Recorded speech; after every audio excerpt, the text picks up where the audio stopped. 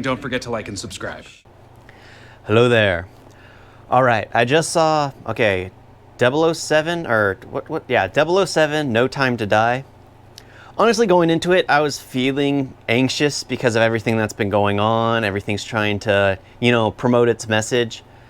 Luckily, I didn't get much of that. I mean, sure, there was one character who kind of seemed like he deserved what he got, and I was like, okay, that's fine. I don't mind that. Okay, so the movie's basically starts out like in the past, a little girl in the ice, saved. And then it basically shows her as an adult. And it's kind of obvious that it's her as an adult, and she's with 007. She's apparently with him as a relationship type thing. Turns out she has a past, 007, who's learned not to trust people because he's been hurt in the past, realizes her past actually has a lot to do with Blofeld. So he abandons her. And this is all before the title sequence. A lot actually happens before the title sequence. And then it jumps 5 years later. Poison and Rami Malek is the new villain. And I don't like how Christoph Waltz keeps showing up in these movies and literally has only... I love Christoph Waltz as an Alec. I love Christoph Waltz as an actor. I absolutely love him. And Rami Malek as well. But it's just... You had Christoph Waltz as Blofeld, like the ultimate villain, and you make him not the ultimate villain. There's always, well, to quote Star Wars, there's always a bigger fish.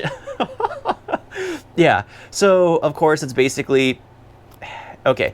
One thing that I find strange, the whole thing's about nanobots. It's nanobots that can, do a mission, everything goes wrong.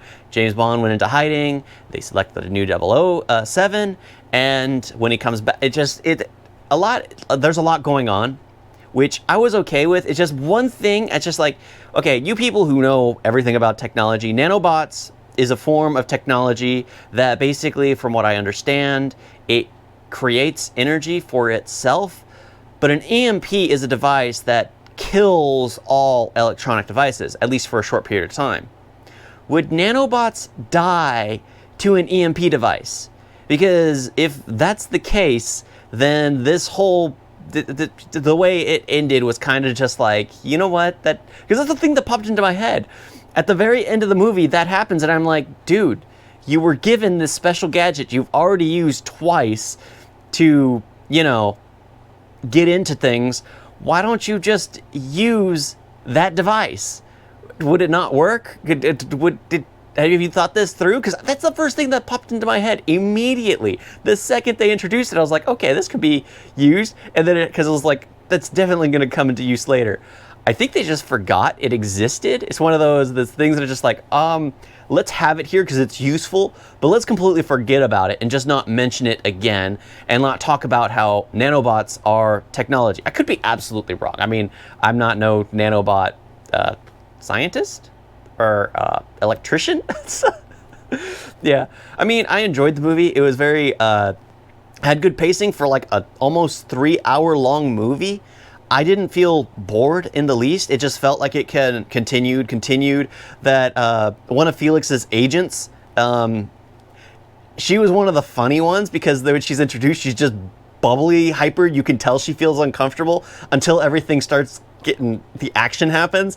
And then it becomes a joke. It's just like, how long have you been training? It's like, I don't believe that, because instantly she got in control. I was like, okay. But yeah, it's just like too many things. So it was fun. It's just James Bond is surrounded by very strong, powerful women who seem to know what they're doing. It's just like the way it was done, though, it was good, because the one who replaced him, people were all speculating all this stuff that I was just like, what? I didn't feel like, because there was a competition. It's just like they saw each other as equals. They saw each other as equals and competed. And I was like, okay, that I like. I absolutely do like that.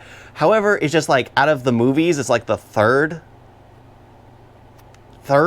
yeah, I mean, Quantum of Solace is the last, like the weakest out of them all. Casino Royale, of course, is the best one. Skyfall would be second, and then this one would be the third one. Maybe it's Skyfall, and yeah, because again, you don't get much of the villain.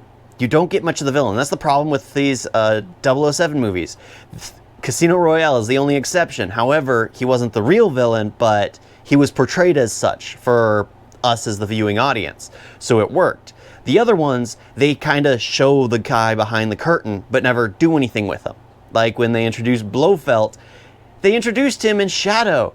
And that's it. You could recognize the voice immediately, and then you didn't see him till the very end. The very last few frames. Here, Rami Malek had a scene at the beginning, and then a scene like in the middle, and then a bit at the end. But it wasn't like it was with Lafitte, when he was introduced at the beginning. They had this massive card game going on. He did the torture sequence. There's just like all these little things that he did that just really did work. So this one was entertaining, especially for such a long movie. There was a ton of action, tons of scenes.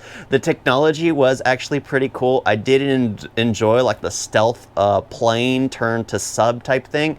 That was pretty cool. There were scenes where it looked like this is Fast and the Furious. This is because it looks like it just went over the top. Like there's this one scene at the very beginning where 007 is on like a bike and he rides up the side of the cliff. Just rides up it. It was just like, I don't think it works like that.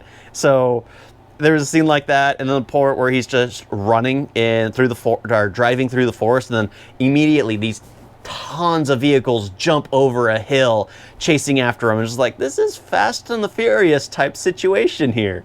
Okay, I mean, I don't mind it as long as it's done tactfully. It works. It's when it's done over the top, like in Fast and the Furious, where I just go, ugh, not again. Yeah, so that worked. Yeah, a lot of little things. Oh, crap. There was one thing though that some of the lines were actually very funny, like when he was talking to Q, telling him about how he showed Q's watch to somebody and it blew his mind, or like when he's talking to the 007 replacement, they kept joking with one another over and over again. It's just like, that must feel awkward. That must feel awkward. That must feel awkward. Yeah, so there are a lot of little things that are just in that movie that I absolutely do like. Definitely worth a watch. It's not the best out of them all. For me, it kind of ended with Casino Royale because that was like the top notch, trying to restart the whole thing. But that's the thing. It's just like a lot of things that happened you could foresee if you ever saw the original.